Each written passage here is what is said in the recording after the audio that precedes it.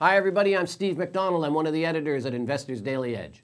In focus today, comments by Mario Gabelli, Alan Greenspan, Leon Cooperman, and the current Fed Governor, Charlie Evans. Also, buys on big pharma, tech, inverse treasury ETFs, and energy, and the Slap in the Face Award. First up, there was a rare moment of clarity this week when four of the top minds in business, Greenspan, Gabelli, Evans, and Cooperman, talked about where they see the economy and the stock market now.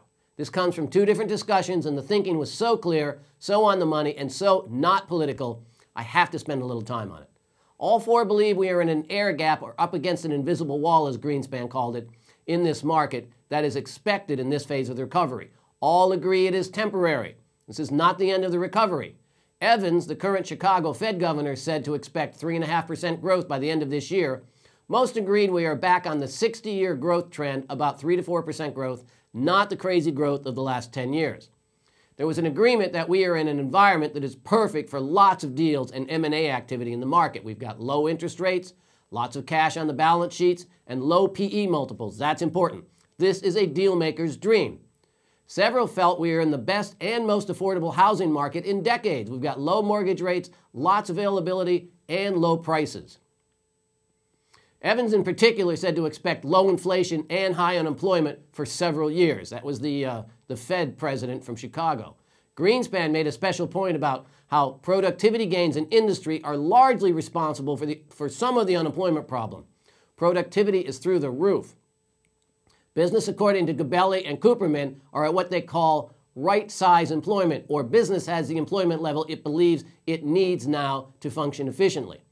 And the bond market, the 10-year Treasury in particular, below 3%, is responding to the fear coming out of the EU in particular, not economic conditions here at home. These folks are right on the money as far as I'm concerned, and these are guys who walk the walk. They aren't just talking heads. So how do we use this information to our advantage?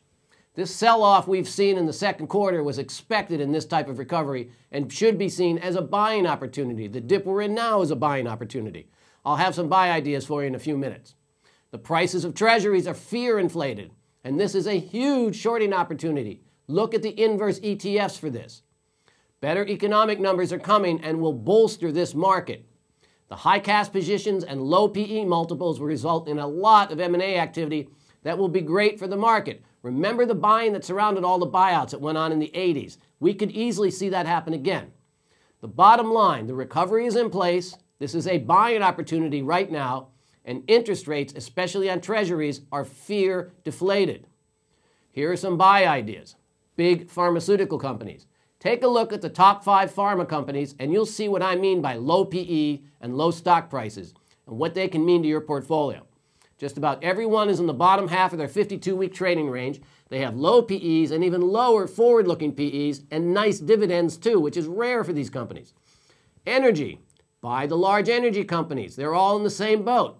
Look at any of the recognizable names in the industry and you'll see value. Low prices, PE levels we haven't seen in 10 years, and a market that isn't going away. People aren't going to stop using energy or pharmaceuticals. Tech. Tech is also in a buy range, but you're going to have to be a little more selective here. Some have already started to run, so watch the PEs, watch their 52-week range. Look at the inverse treasury ETFs. One of them we've talked about many times is TBT. That's just one. That's an enhanced one, so you might want to go with a simpler one. Last, Brazil. I had one of those experiences this week where twice analysts I know and trust have mentioned Brazil as a buy. Take a look at this. It's as easy as picking one of the 5 ETFs that's out there. Buy on the dips. Don't follow the herd into hiding and look for value. It's as easy as the 52-week trading range, the PE, and if you want to get fancy, look at the 200-day moving average. Last but not least, the Slap in the Face Award. This is kind of an intellectual one because I read it a couple of times and it was a little hard to believe, but here we go. This week it goes to the Interior Department. It seems the Interior Department hit BP with a $5.2 million fine this week for false and inaccurate reporting of royalties on Indian lands in southwest Colorado. The fine was leveled by the new Bureau of Ocean Energy Management. Now, I'm not sure what they're doing in southwest Colorado. Maybe it's the Bureau of Ancient Extinct Oceans Energy Management. Anyway, They smacked BP, the Interior Department didn't find the error. The tribal auditors found the error. Anyway, the Interior Department, then smacked BP with a bruising $5.2 million fine. Ouch. Or is it? Let's see. BP's revenues are around $265 billion a year. That works out to about $0.72 billion a day, or about $72 million an hour for a 10-hour workday. That works out to about 4 minutes of revenues for this fine. 4 minutes of revenues. Way to go. That'll get their attention. I'm sure the entire industry is shaking in their boots about this one. Here's the funniest part. I tried to go into the internet and find out how much time the Interior Department spent on this ocean energy dragnet in the deserts of Colorado, but it proved too much even for me. I couldn't even find the Bureau of Oceans Energy Management in the Interior Department's budget listed on the internet. My gut tells me, though, that the enforcement far exceeded the cost of the fine in relative and actual numbers. I'm on vacation next week, but I put together the best of the Slap in the Face Awards for Friday and a special segment for the 4th of July on Wednesday of next week. I hope you enjoy them. Have a great 4th of July holiday, and I'll see you in a couple weeks.